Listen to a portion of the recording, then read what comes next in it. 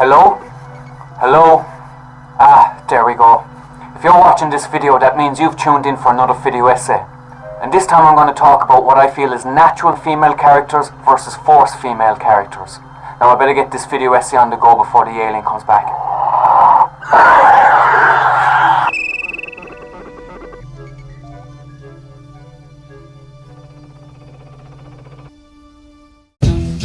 What makes a female character great? The same as any character, really. Strength, intelligence, humour, struggle, determination, prevalence, and a strong or original movie plot to help those characters develop. Characters that not only we want to see prevail, but also ones that are believable and can sometimes relate to. And over the years, TV and film have delivered some amazing female characters. And then there's female characters that I feel are only created to bring balance to both male and female equality, cash in on women's feminist views, or because Hollywood simply has no original ideas left but to do a gender switch and hope for the best. Let's go. Let's go. Oh, did you want to? Sorry, I'll let you. Next time. Starting with what I'm calling natural female characters. There's one movie in particular that I consider to have one of the best female characters to date, Ridley Scott's Alien.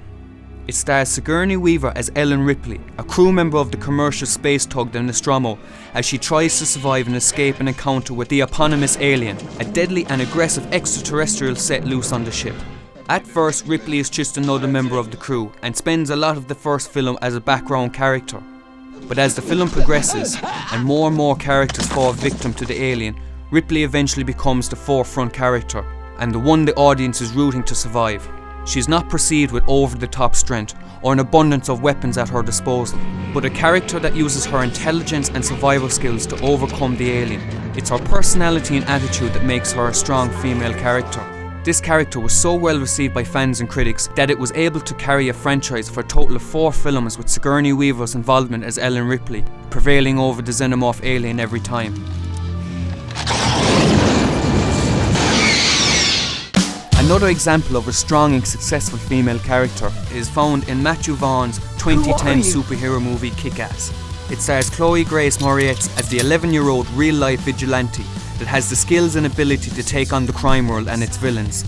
The movie is centered around a male lead character, Dave Lazowski, portrayed by Aaron Johnson, who sets out to become a real-life superhero called Kick-Ass.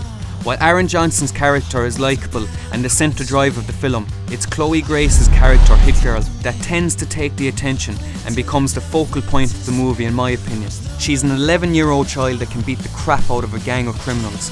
Usually this would be absurd and ridiculous, but because the film does a good job of convincing you that because she has a strict and skillful mentor in her father, Big Daddy, portrayed by Nicolas Cage, and that he has been training her extensively all her life. We're to believe that she hasn't had a normal upbringing and has had to sacrifice her own childhood in order to learn how to protect and fight for herself. Because of this, we believe in her abilities and she becomes a very real and likeable character. The character, just like Sigourney Weaver's Ellen Ripley, was so well received by audiences that focus on the series became more about her than Kick-Ass. What do you want me to do? Hit me. You're a 15-year-old girl. What the hell? So there's 2 examples of what I consider to be natural female characters. Let's have a look at what I'm calling forced female characters. And I can't think of a better film to start with than the 2016 reboot of Ghostbusters. Ghostbusters is a 1984 fantasy comedy starring Dan Aykroyd, Harold Ramis and Bill Murray, who start a ghost catching business in New York City. The movie was a phenomenon, smashing the box office and home release sales, leaving a legacy and world following. Fast forward 32 years and we get a reboot, but this time the lead roles are all female. Now each female actor in this film is very talented and has had great success in the past, but to me this whole idea feels very forced and is either a feminist anything the lads can do, us women can do better sort of approach, or Hollywood simply have no good ideas left and they feel a gender switch is as good as something new. It's a below average comedy in my opinion, not to the fault of the actor's talent by any means, but because of the overall writing of the film that fails to capture the chemistry and humour of the original, which makes me ask the question, why bother?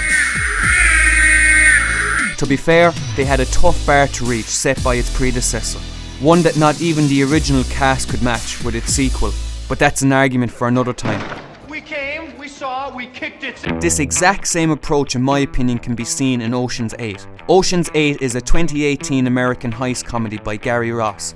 It serves as a continuation and spin-off to the highly successful Ocean's trilogy from Steven Soderbergh, this time with an all-female cast, including Sandra Bullock, Cate Blanchett, Rihanna, and Anne Hathaway. The movie ties in with its predecessor by having the sister of Danny Ocean, Debbie, portrayed by Sandra Bullock, plan a sophisticated heist at the annual Met Gala in New York City. For me, just like the Ghostbusters reboot, feels undemanding and less consistent to its predecessor, and relies heavily on the female actors' established personas and current public image, rather than a new approach or originality.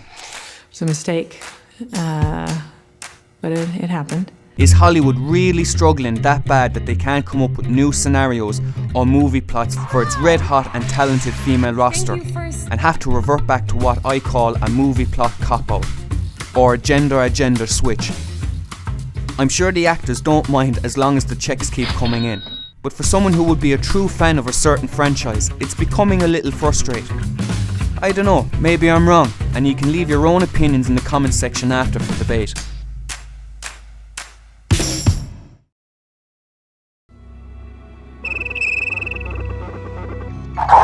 Get back, you bitch! Go on, off with you, get out of here! Oh, sorry about that. Anyway, thanks for watching my video, hope you enjoyed it, and if you did, hit that subscribe button, and I'll see you in the next video essay. Get out of here! Go on!